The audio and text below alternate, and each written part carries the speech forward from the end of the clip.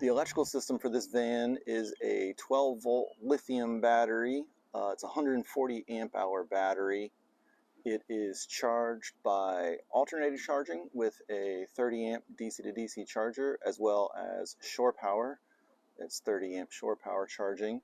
Underneath the passenger seat is where the battery and most of the electronics are located. The battery is in there, the DC to DC charger is in there, the main distribution for the DC power, as well as the on-off switch. In the driver's seat base is where the shore power charger are located, as well as the controller box for the amp research power steps. This is the distribution box for the 12-volt branch circuits. Everything is labeled. This upper fuse is for the overhead lights. Next one is for the max air ceiling fan. And the bottom one is for all of the 12-volt and USB plugs in the van. The single one on the left is for the XT60 connector, and that is actually a 24-volt DC plug specifically for the Ecoflow Wave air conditioner to allow you to get more runtime on that air conditioner when you're not plugged into shore power. This is the main on-off switch for the DC system. Flick that to off and all power from that system will be dead. The shore power and AC side of the electrical system in the van is located here behind the driver's seat. This is the main breaker for the shore power plug. So once you plug into shore power, flick that up and that will energize the AC system. And then your branch AC circuits are over here. So flick this on for the shore power battery charger and turn that one on to run the outlets. You got an additional one in case you decide to add another AC circuit. This is the XT60 plug for the Ecoflow Wave air conditioner. Just plug in your XT60 there. That's 24 volt. It can charge the Ecoflow Wave at about 200 watts. So it does buy you some more time while you're running off the battery. We've also got some USB outlets as well as a 12-volt outlet. These are always live. And then, of course, your regular household outlets. These will only work when you're connected to shore power. This van is equipped with a 30 amp shore power connection. Just flip up this lid. You'll attach your 30 amp cord or a 30 amp to 15 amp adapter if you're using a normal extension cord. Just make sure you line up the key slot. Give it a slight rotation. Screw the retaining collar down. As a convenience factor, there is a blue light that will illuminate if your shore cord is actually receiving power, so that's a convenient at-a-glance way to know that you have power coming into the van. The next step would be to go inside, turn on the main shore power breaker, and then turn on whichever shore power branch circuits you're wanting to use. Once you've connected to shore power, you want to turn the main shore power breaker on. You should see the green light illuminate, indicate you do have power flowing in. And then just turn on whichever circuits you might want to use. Top one is the battery charger, so that will charge the battery up to 30 amps from shore power. And then you've got the outlets that runs these household outlets right here. Just behind the slider door are the light switch and dimmer control for the lights. There's an additional switch at the rear so you can turn the lights on and off at the rear doors. We've also got the control for the max air fan. You've got on, off, as well as auto mode. Auto mode's pretty sweet. Set it to a temperature. If it gets hotter than that, the fan will automatically turn on. Make sure you'll have a window cracked if you do that so it does have a place to pull air in from. At the rear of the van is an additional switch for the overhead lights. There's also a 12-volt outlet as well as 3 USB outlets. You can turn those on right here at the outlets. Just push the button, push it again to turn it off. Above that is the battery monitor. This is the Victron BMV 712. This shows you all of the stats of the battery, how much power you're putting in, how much power you're using, how much time you have left to go, estimated. There's also an app you can view this on called Victron Connect. It's very convenient. Once you've downloaded Victron Connect, you can view the battery monitor, DC to DC charger, and the shore power charger via the Victron Connect app. So tap on it. The first time you're going to have to connect to the devices. So Van Dan, this is our battery monitor. It's going to ask you for a Bluetooth pairing code. For the battery monitor, the pin is 421581. Once you've connected to that, you'll be able to see the voltage, current, consumed amp hours, and an estimated amount of time remaining. The van has been hooked up to shore power, so it's been charging. It's at 100% state of charge, 13.7 volts currently. The fan and the lights are on, so that's pulling about 3 amps. And it's given us an estimated time remaining of a little over 2 days, 2.5 days. If we go back to the previous screen, you can see we've also got the alternator charger. If we click on that, it will again prompt us for a pin. The pin number for that is 407043. All those pins are located on the devices themselves. So the van is not running, so we are not outputting any current. You can see the input voltage of 12.4, that's the starter battery. With the shore power charger on, you'll be able to see it in this list. If you don't have power provided to the shore power charger, this will not show up.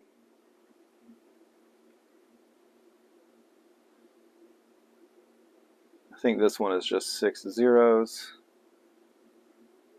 And so there is our shore power numbers. It's putting out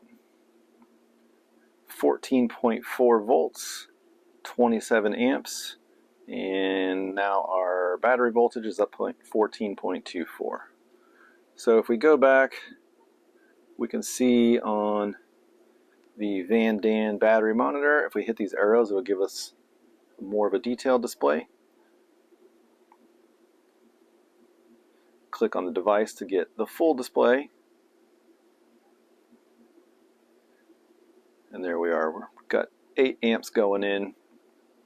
The charger is detecting that the battery is full, so it's slowly ramping the current down.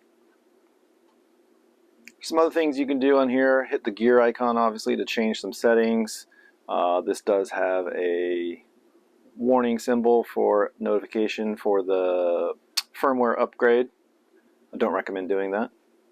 Another line of information is relay state closed.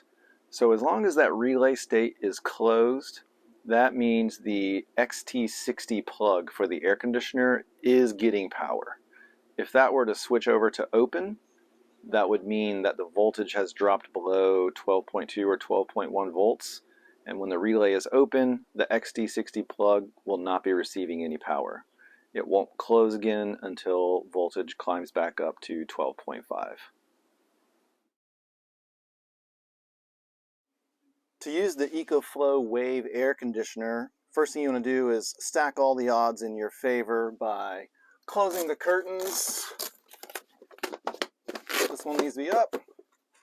The main cab curtains, just to isolate all that hot air. Then you need to use this exhaust vent for the window. And you've got some tabs. Slide this into the slot until those tabs lock into their slots. And then click close. Reattach this to the vent like so. So now your exhaust vent is going out. Make sure this window is cranked all the way open.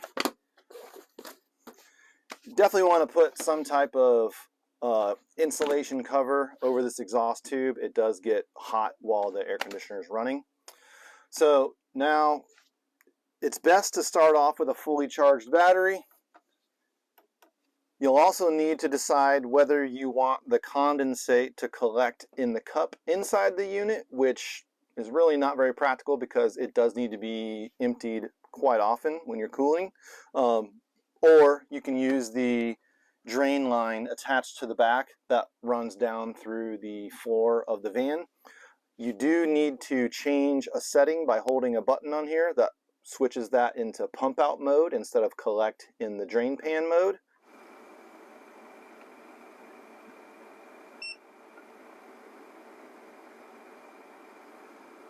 There are a few modes of cooling on here. Normal mode, max, which will obviously use the most power. You've got a night mode, which slows down the fan as well as the cooling just to have it the most quiet. It's also going to be the most efficient, but it's also going to provide the least amount of cooling.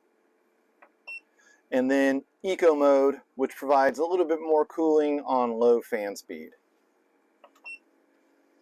It does give you its best guess estimate as to how much runtime you have on the external battery down here. You can see we've got this about halfway charged maybe. There's 2 lights indicated for charging.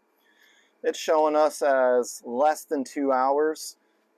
When this thing starts, the compressor ramps all the way up. It is a variable speed compressor, so once it's run for a minute or two, the compressor will spin back down and your runtime will increase.